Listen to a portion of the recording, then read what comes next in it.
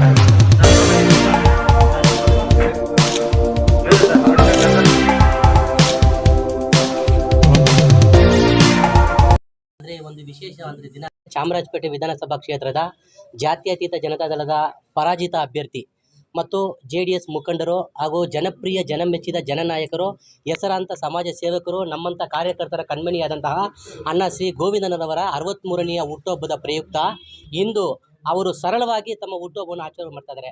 ಅಂದರೆ ಇವತ್ತು ಮಾಗಡಿ ರಸ್ತೆಯ ಕುಷ್ಠರೋಗ ಆಸ್ಪತ್ರೆಯ ಪುನರ್ವಸತಿ ಕೇಂದ್ರಕ್ಕೆ ಭೇಟಿ ನೀಡಿ ಅಲ್ಲಿನ ಬಡ ರೋಗಿಗಳಿಗೆ ಹಣ್ಣು ಹಂಪಲು ಹಾಗೂ ಬ್ರೆಡ್ ಅನ್ನು ಕೊಟ್ಟು ಅವರ ಒಂದು ಸರಳತೆಯನ್ನು ಈ ಒಂದು ಹುಟ್ಟುಹಬ್ಬ ಸಂದರ್ಭದಲ್ಲಿ ತುಂಬಾ ಚೆನ್ನಾಗಿ ಅದ್ದೂರಿಯಾಗಿ ಮಾಡಿದ್ದಾರೆ.